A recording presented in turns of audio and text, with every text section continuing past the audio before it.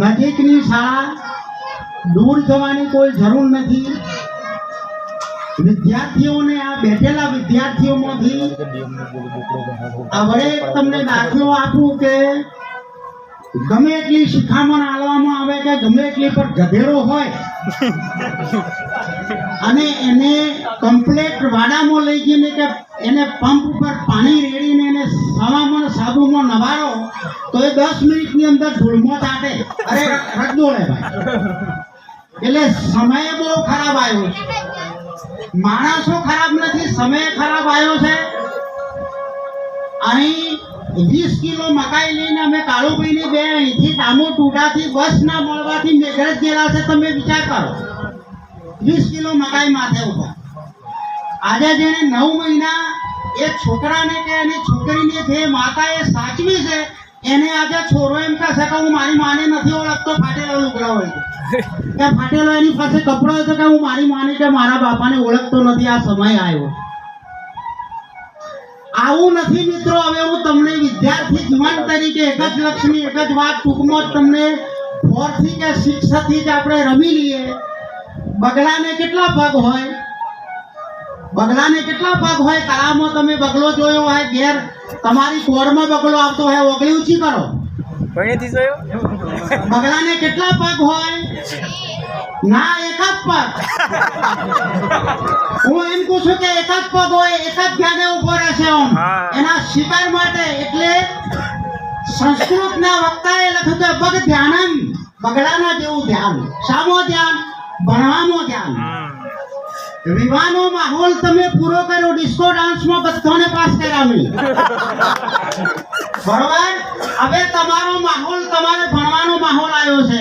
આ 10 વિદ્યાર્થીઓમાંથી આ જે 10 વિદ્યાર્થીની સાહેબે જે વાત કરી સાહેબ કે વ્યસન મુક્તિની વાત કરી, આજે એક પણ છોકરીએ ચા નથી પીધી. આ મારી દીકરીઓ તમને ખૂબ ધન્યવાદ છે કે એક છોકરીએ ચા નથી મોઢામાં મેલી. તમે વિચાર કરો સાહેબ, કેટલા સંસ્કાર છે વિદ્યાર્થીનોમાં. હવે એક દિવસ હું ત્યાં બરોડા હેરાટમાં બેઠેલો, બાલ કપાવવાની વાત કાઢી. હવે છોકરાની માં એમ કહે કે લગન છે એટલે પેલા કઈ સાઈડ મને નથી આવડતું, એ કાપવાના છે. અરે મેં કહ્યું બેન, બીટલ્સ વાળ કા પ્રમછોડ હવા આવતા હતા અહીં ઓખોમાં પાણી આવી ગયું તું બાલ કાપવા બેહતા હતા. ઓખોમાં પાણી આવી ગયું તો આજે તો વન સાઈડ કાપણી દીશો. આ 10 વિદ્યાર્થીઓ ઉભા થયા. કોઈને બાલ જે છે એમ જ છે, બીટલ્સ બાલ નખવાની નખ. ભણતા વિદ્યાર્થીને નખ રાખવાની શું જરૂર છે? અમને તો કોઈ ફીલ આ બાતો ના પડ્યા. અમે નખવાલ નથી રાખ્યા, કોઈ બાતો ના પડ્યા.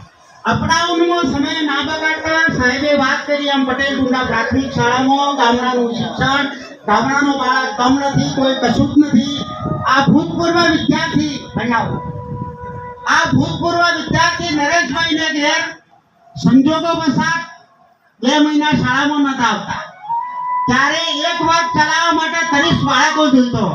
આજે ઓબાનું વૃક્ષ ખાલી અને મીઠી કેરીઓ બેઠી અને આજે યુવા એકતા સમિતિનો આ છોકરો આગળ તમારે અમને આ છાતી ફૂલે છે, ગજગજ છાતી ફૂલે છે. તમે વિચાર કરો કે કેટલા સુધી ચોથી. ત્યારે આપણો બક્ષી પણ 0માં આવી ગયો. સામો આ સાહેબે બધે વાત કરી બેંક પે પૂરામાં 50,000 રૂપિયા સોંપડીને ફૂલાઈ નથી જવાનું. એ પૈસા તમારી મમ્મીના ખાતા પર જ રહેશે. તમારે 12મું પાસ કરીને આગળ અભ્યાસક્રમ માટે વાપરવાના. બસ ધ્યાન, તમારે ઘર કૂતરો છે, કૂતરો પાળેલો છે, એને જોતો કઈ દિશામાં ઊંઘે છે. એના કોણ જોયા છે? કઈ દિશામાં ઊંઘે છે? એ પવનની દિશામાં ઊંઘતો હશે. સહેજ એને ખણહારો પડે કે હવ હવ કરતો ઊભો થઈ જાય. આ બીજું લક્ષણ વિદ્યાર્થીનું, કૂતરાના જેવી ઊંઘ, બગડાના જેવું ધ્યાન. અને ત્રીજું એ સરસ્વતીનો ઉપાસક. કોઈ માતા નથી, કોઈ મહાદેવ નથી, કોઈ ભૂત પ્રેત નથી. તમને કોઈ ભૂએ બોમ્બો આલ્યું તું આ નંબર લાયાની આ બોલું ખિસ્સામાં અરે તું પાસ થઈ ગઈ એવું કોઈ ભૂએ આલ્યું હોય તો મને કોણ ગાડે નહીં. એ વખતે આલ્યું હોય તું. કઠોર પરિશ્રમનો કોઈ વિકલ્પ નથી. કઠોર પરિશ્રમનો કોઈ વિકલ્પ નથી.